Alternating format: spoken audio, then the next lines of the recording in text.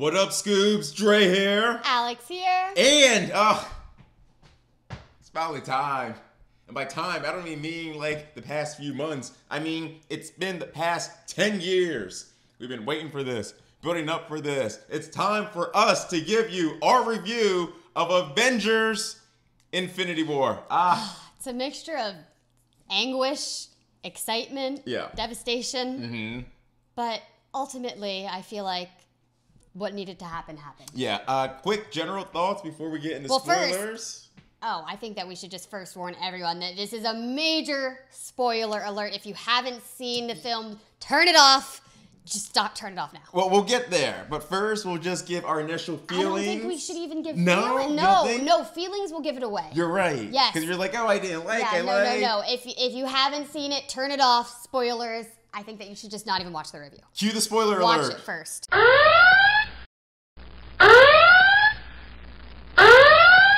All right. You've been warned. Yes.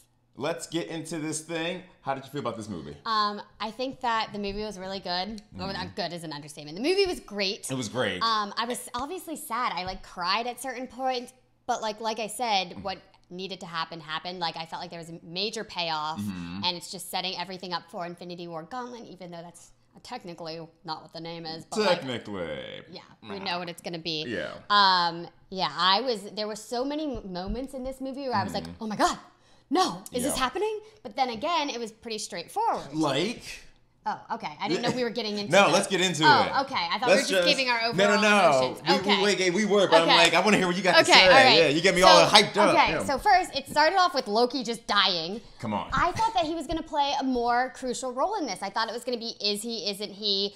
Is he going to be with Thanos? Is he going to, pretend to be his buddy and then turn on him at the end? I thought he was going to play right from the beginning. Yeah, I thought he was going to play the role of Mephisto in the comics, who was Marvel's version of the devil, Loki being the trickster god. I thought he was going to oh, no, I've been with you the whole time. And then at the very end, pull some sort of shenanigans to help out the heroes. No, they take him out. That's pretty much what he did in the very beginning. And he gets the sword. You think he's going to kill Thanos. Obviously, he's not going to kill him right in the very beginning. But yeah, that was crazy. I was like, is he going to be dead? Yeah. Is he going to come back to life? But that was kind of the tone of the movie. It was like, oh no, if you're dead, you're dead. And they so expertly established from the get-go how powerful Thanos is. Because I know a lot of people, ever since his cameos, ever since the first Avengers movies, they're like, well, he's supposed to be this big bad, but he just sits in that chair all the time. How strong is he? They tell you how strong he is when Loki's like, we've got a Hulk, and Hulk just comes barreling out. He's fighting Thanos, and Thanos whoops. He just grabs his green arms. Hulk ass.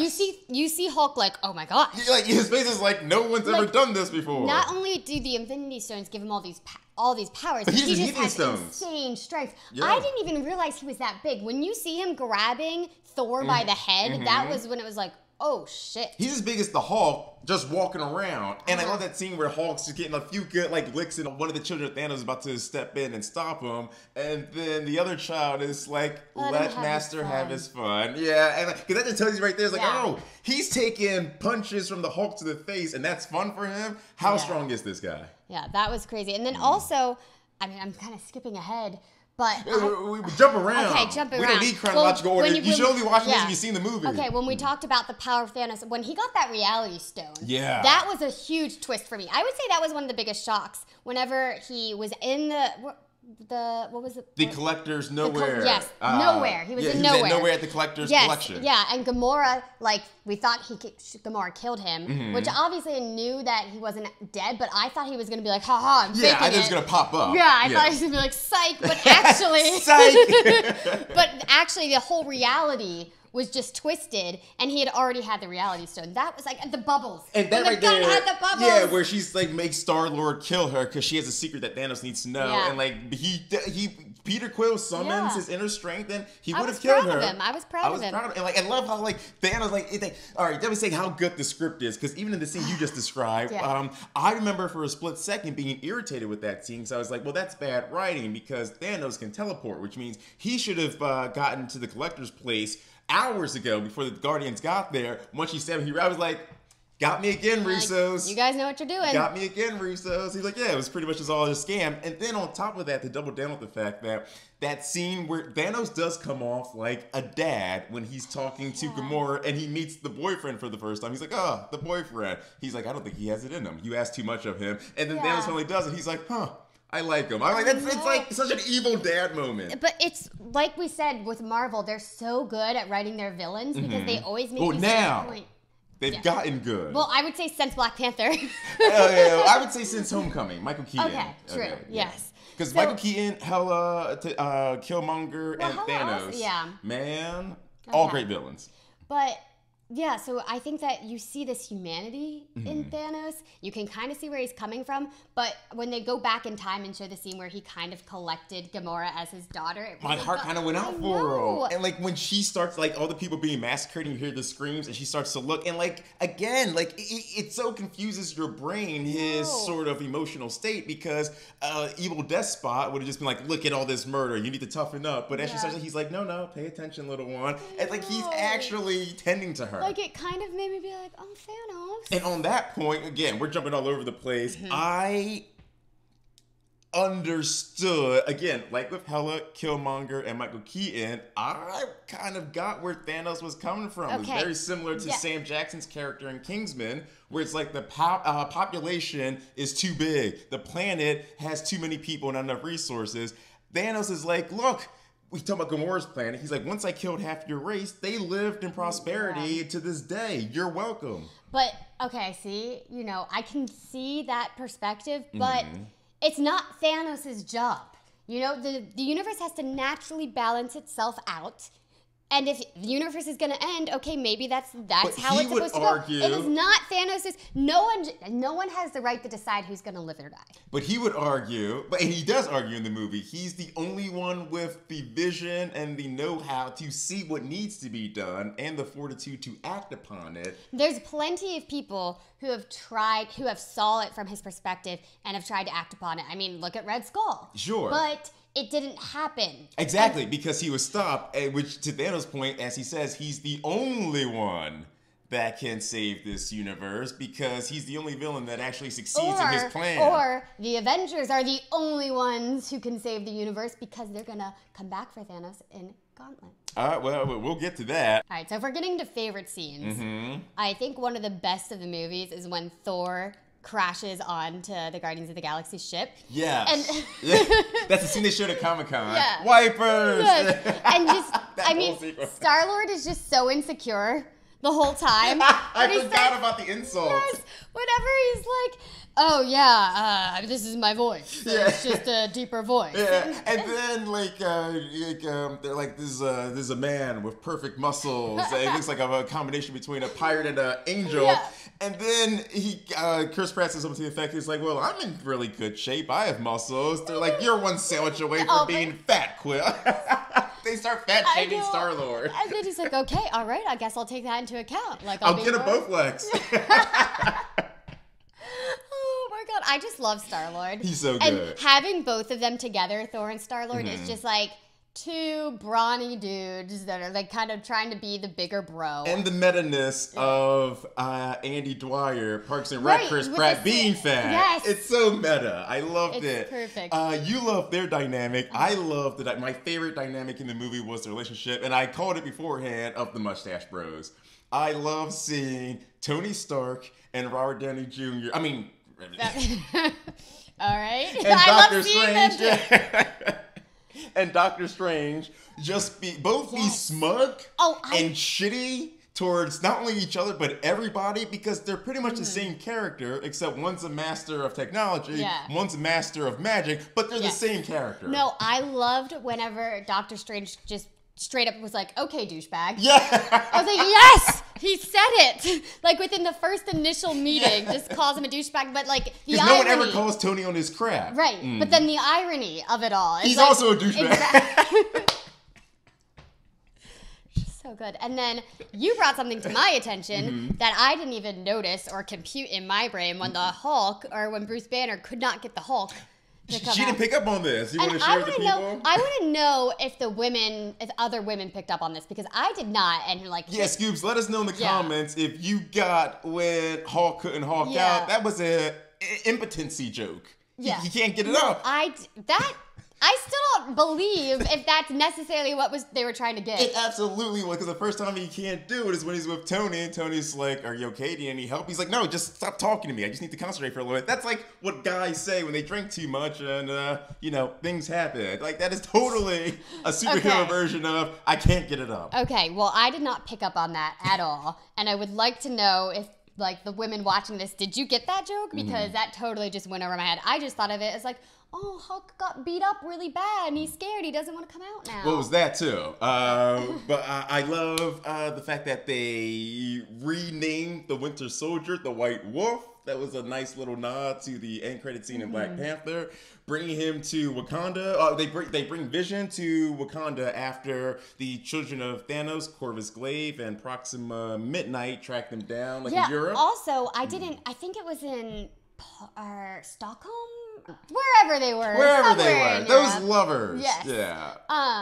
That scene completely shocked me. I thought that they were going to get to Tony Stark before the guy comes and just like straight spear up the heart. Well, I just figured from the trailers that they would be attacked and then Captain and Widow would show up and save them. It just happened so fast. Yeah. Everything in this movie happened so much faster than I thought. There were so many times where someone just got stabbed out of nowhere, or somebody, like even during that scene with Scarlet Witch and Vision, there was times where like it looks like they got away from the bad guys, and then they'd be like resting, and then the camera would slightly turn, and they're like, "Oh shit, they're behind us!" God damn! Can't get a break. They wouldn't get a break. One thing I was sort of confused about is the children of Thanos are supposed to be really, really powerful in the comics. In this one, they're going toe-to-toe with Falcon and Black Widow. So it seemed like they were very much depowered in this film. But I will say then when Chris Evans, Captain America, comes on screen. Sure. Like, him with the beard. It was a really great moment for me. I was like, and in all black, I was like, damn.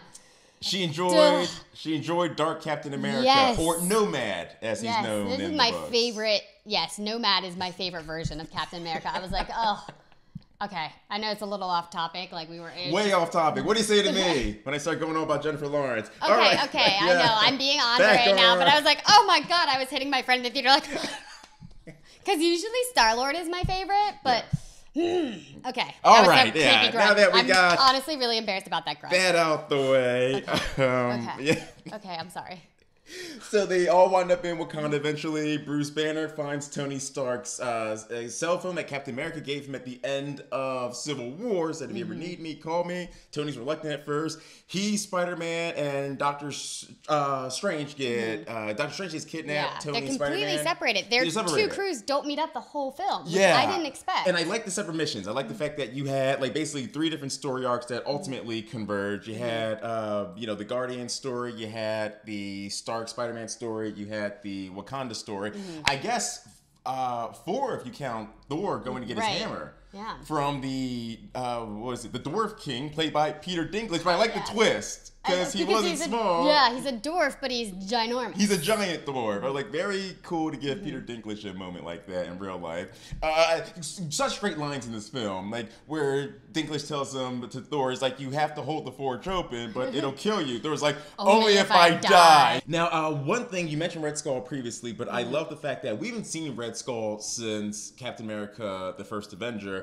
If you were any kind of fanboy or fangirl, you knew it was only a matter of time before he came back, because he wasn't dead, obviously, when the Tesseract teleported him. It looked like he was teleporting, not disintegrating. Right. So you knew he was going to come back eventually. They finally bring him back in this, and he's some sort of harbinger or grim reaper that... Like looking over the Soul Stone. He's a protector of the Soul Stone. Right, and he leads people down the path to how to get it, what he failed to do. Yeah, so he's pretty much been there for 100 years, so I hope... Pretty shitty, for him. Yeah. It's a good sentence. But I do hope they bring him back, because maybe I'm hoping that now that someone has the Soul Stone, that frees him from whatever prison he's been stuck in. So it'd be cool to have him come back in the modern day, and he'd be a great big bad for Phase 4. Masters of Evil, More on that later. I actually got really emotional whenever he killed Gamora, when Thanos killed Gamora. And I wasn't even crying for Gamora, which is the crazy part. I was crying for Thanos because I was like, this is actually something that he loves, the one thing.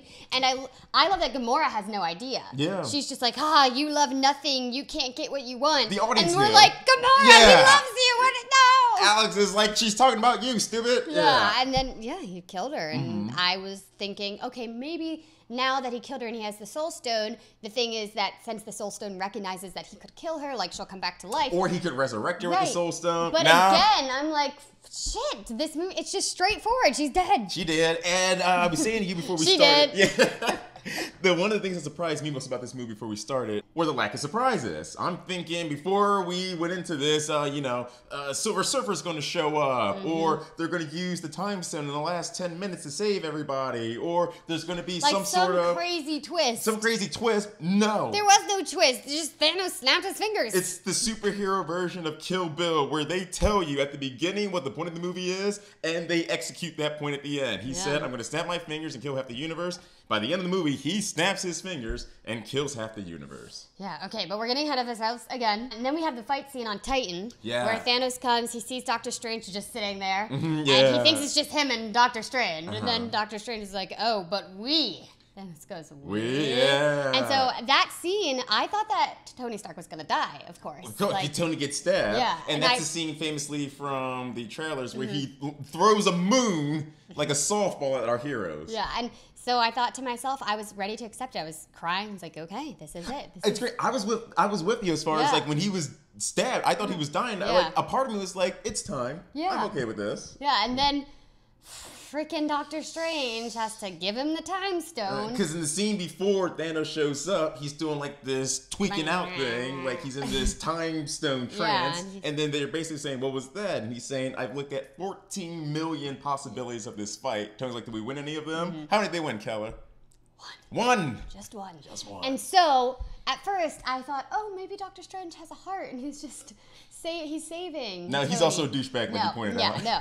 But there's one possibility, and that possibility clearly involves Tony Stark having to be alive so that they can get the time stone in the next movie, I'm guessing. But the thing that frustrates me is, why couldn't Doctor Strange from the beginning have been like, yeah, when I said there's only one possibility, this is exactly what you guys have to do? He could have, but we know the answer in real life terms, the fact that the writers want to save it for part 2. And then after Titan, we end up in Wakanda forever. And Shuri is trying to safely remove the Mind Stone from Vision's head. Yeah. She said, I'm going to need some time, brother. And they're like, well, you got to do it now, actually. Yeah, let's get out there and hold off the Outriders, which are Thanos' henchmen, the aliens with all the multiple arms and everything. At that point, I was like, oh shit, there's no hope. The scene where Scarlet Witch joins the fight, because at first she's protecting Vision in the lab, but she comes down because they're getting overwhelmed. And Scarlet Witch is one of the most powerful members of the Avengers, both in the movies and in the comics. She's basically can manipulate matter and move things with her mind, so she can do anything she wants in those terms. Pretty much any superhero power she has. And she takes out 100 Outriders at one time, and then Michonne, aka Okoye, was like, why was she up there the whole time? That was one of my favorite lines. The favorite lines in the movie. But of course she had to be up there. Look after her man. But still, this is one of the parts that I got very emotional. Here comes. She did everything she could to save Vision. Yeah.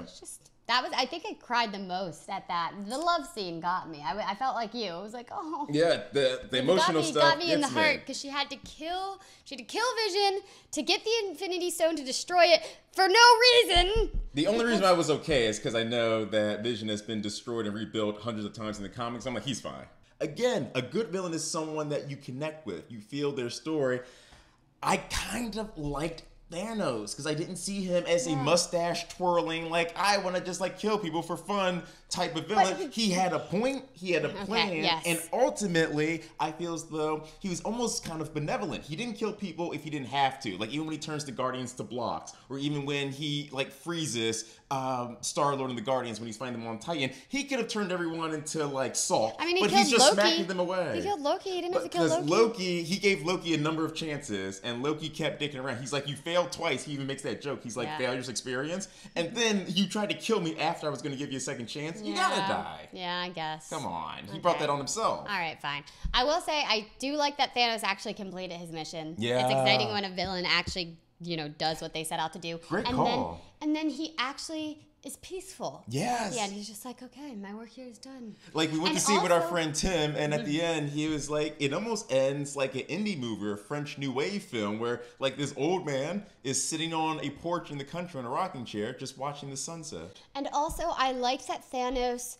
actually takes some time to acknowledge what he did, because when he sees Gamora as a little girl and she goes, did you do it? What did it cost? He says everything. And I think, I'm not certain, but I think in that scene, much like when he first gets the Soul Stone, I think he's actually in the Soul Plane, not this new dog movie, the Soul Plane of existence. Because this exists in the comics where if you had the Soul Stone, it's almost like an alternate dimension, like heaven or something. Right. So I think he was probably talking to Gamora in that extra dimension. Yeah, and he says it cost everything. Mad props to Josh Brolin. We're giving Thanos all this praise, but we have to praise the actor behind the motion capture performance. You could tell this wasn't just a CGI character. His emotion, his voice, his mannerisms. And Thanos had stubble. He's purple, but his skin was discolored. He had like pores. He looked real. What did his ball sack? That ball sack on your Star-Lord- chin, Star-Lord says. After that I saw it, I was like, yeah, I can't unsee the ball sack. The end scene where Thor comes through with his axe, but then seeing everyone fade away into ash was very emotional. That was weird. I know that it's needed, but it was so sad, especially Spider-Man. Yeah. That one really got me because he's just a scared kid. He didn't want to die. And then I was like, he's dying. And I was like, and he's like, Mr. Stark, I don't want to go. I don't want to go. Like, you felt that emotional so connection. Sad. Yeah. But you'll notice they kept the original Avengers. I was just going to say that they kept the original 6, including Hawkeye, who's on a secret mission, apparently. Wasn't even in this movie. Oh, and the post-credit scene. Oh, the post-credit scene. Okay, so they kept it for the very end of the credits. Usually we get like 2, like after the big credits. No. And a car crashes. I'm thinking, oh, it's going to be Iron Man. I thought it was going to be Carol Danvers. Yeah. And then like the reality sets in again. Oh, everyone's disappearing. Half of the universe just got wiped out. That's why there's no one in this car and everything's Helicopters are crashing into buildings. Exactly. Yeah. And then...